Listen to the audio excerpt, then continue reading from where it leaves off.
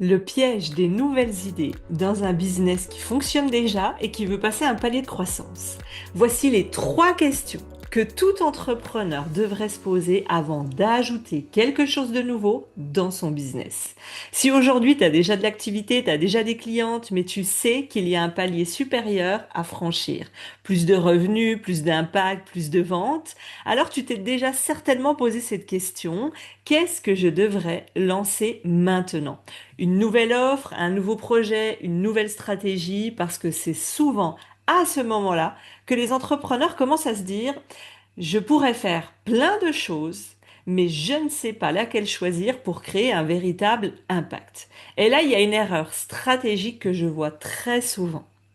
C'est l'idée que pour passer à un niveau suivant, il faut ajouter quelque chose de nouveau. Alors que très souvent, ce n'est pas ce qui crée la croissance. Dans cette vidéo, je vais te partager les 3 questions essentielles à te poser avant d'ajouter quoi que ce soit. Et reste bien jusqu'à la fin parce que je vais aussi te partager l'erreur stratégique que je vois dans presque tous les audits que je fais et qui explique pourquoi certains entrepreneurs restent bloqués, stagnent à un plafond de verre, alors que leur business pourrait être largement supérieur et plus rapidement qu'elles le croient en termes de visibilité, de vente et de sécurité financière.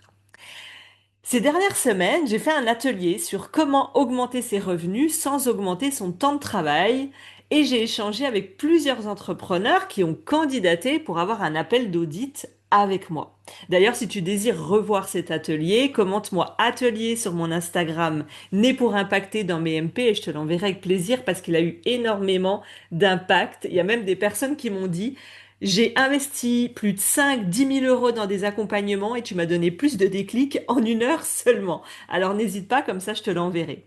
Et ce qui est intéressant lors de ces audits, c'est que la plupart d'entre elles n'étaient pas au début de leur activité. Et elles m'ont dit, écoute Aurélie, aujourd'hui, je sais que je veux passer un palier, je sais que je suis prête, j'ai envie de jouer plus grand, j'ai envie d'aller à un autre niveau, mais je comprends pas clairement pourquoi ça stagne chez moi. Parce que trop d'options s'offrent à elles. Et forcément, elles n'ont pas envie aujourd'hui de perdre des mois à tester, des heures à douter, des semaines à essayer pour au final avoir peu de résultats parce qu'elles l'ont déjà vécu. Et dans ces audits, il y a des phrases qui reviennent souvent. Je sens que je joue encore trop petit alors que je suis prête à passer un level, mais je ne sais pas quelle est la première bonne décision stratégique à prendre. Une autre m'a confié, j'ai beaucoup d'idées, mais en vrai, je sais pas laquelle est la bonne parce que moi, j'ai des idées du cœur et il y a des idées plus stratégiques. Et une autre m'a dit, moi, je sais que je pourrais lancer plein de choses, je suis prête, j'ai déjà tout ce qu'il faut, mais j'ai envie d'être certaine d'aller dans la bonne direction. Et ça, c'est très intéressant, c'est parce que c'est dans ces moments-là que la tentation est toujours la même. Ajouter du nouveau. Nouvelle offre, nouveau programme, nouveau canal de communication. Parfois, selon ton cas, ça on le voit en audit, ça peut être une excellente idée. Mais parfois aussi, ça ajoute simplement de la complexité.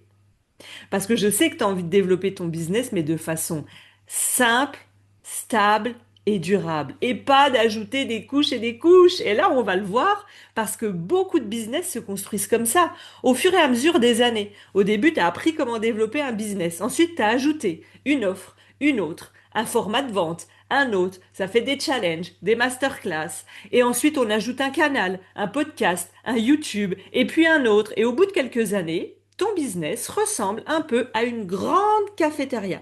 Alors oui, ça fonctionne, mais c'est instable. Et c'est pas toujours très lisible parce qu'il y en a partout. On ne comprend pas vraiment à qui ça sert et à quoi. On perd le client et ça laisse un goût moyen de l'expérience. C'est ce qui fait que tu n'arrives pas à développer le palier au-dessus. Et c'est exactement pour ça qu'il y a certains entrepreneurs qui stagnent.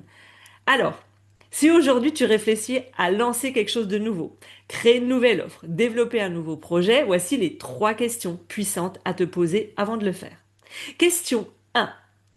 Est-ce que cette idée simplifie mon business ou l'alourdit? Parce que toutes les opportunités ne créent pas de la croissance. Certaines, on l'a dit, créent plus de dispersion. Et la croissance dans un business ne vient certainement pas d'avoir plus de choses, mais elle vient d'avoir plus de clarté. Une offre plus claire, plus lisible, un positionnement plus différenciant, un message fort et parfois un vrai levier de croissance. Et celui que moi j'ai appris dans les meilleurs masterminds où j'ai investi des 40-50 000 euros, on me disait l'ultime sophistication, c'est de simplifier. Ça peut paraître étrange parce qu'on nous a toujours appris à ajouter. Mais toi où t'en es, t'as plus besoin d'ajouter là tout de suite. Simplifier. Peut-être que tu te dis en ce moment, je pourrais lancer une nouvelle offre à 97 euros, puis après cette nouvelle offre, je prends une plus grosse offre, je pourrais créer une mini-formation, un membership, ouvrir un abonnement. Mais si tu regardes déjà ton business aujourd'hui, tu as déjà peut-être de l'accompagnement individuel, un programme en ligne, peut-être un groupe retraite, séminaire, plusieurs façons de vendre. Alors je répète, la vraie question devient, est-ce que cette nouvelle idée rend ton business plus clair, plus simple ou plus chargé? Question numéro 2. Est-ce que cette idée est stratégique ou simplement excitante? Parce que là, toute la différence s'y trouve. Les entrepreneurs que j'accompagne sont atypiques, multipotentiels, passionnés, engagés. Elles ont 10 000 idées à la seconde. Elles savent pas prendre une douche sans qu'il y ait des idées. Elles savent pas se balader en forêt sans qu'il y ait des idées. Et même la nuit, je le sais, ça m'est arrivé, tu fais des schémas.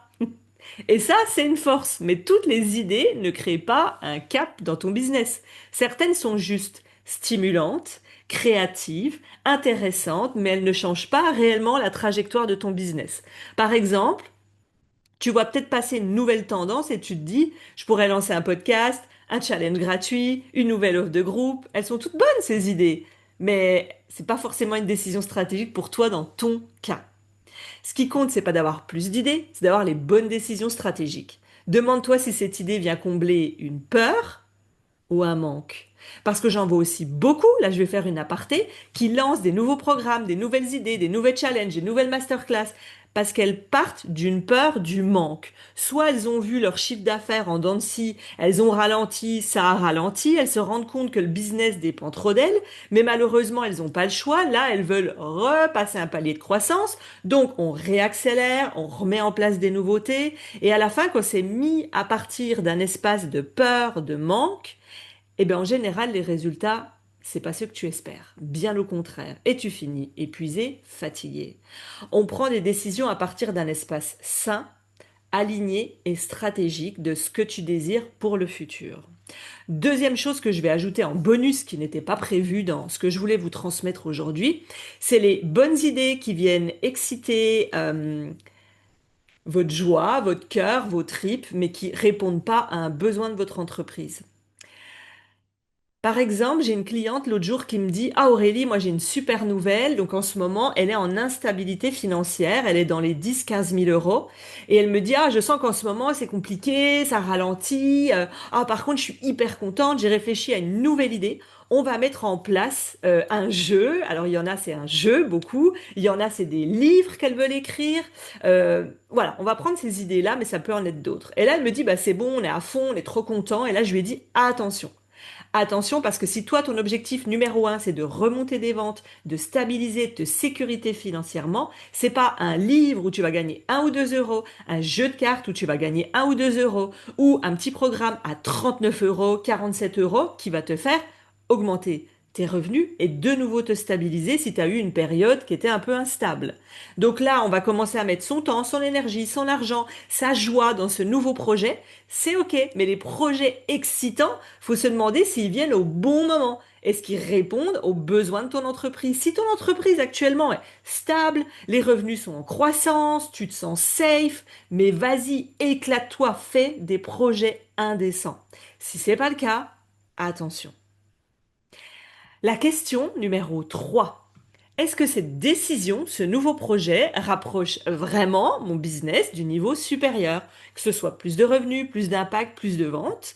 Parce que, on l'a dit, ça crée pas forcément de la croissance. Par exemple, tu pourrais décider de refaire complètement ton site internet, de changer toute ton identité visuelle, parce que oui, quand on a une problématique de vente, il y en a beaucoup qui vous disent de refaire votre branding, votre image, shooting photo, bon, de passer des semaines à préparer un nouveau contenu, nouvel angle, nouvelle approche, et tout ça, ça peut te donner l'impression que ton business avance. Mais la vraie question reste, est-ce que cette décision crée réellement un levier pour passer au niveau supérieur?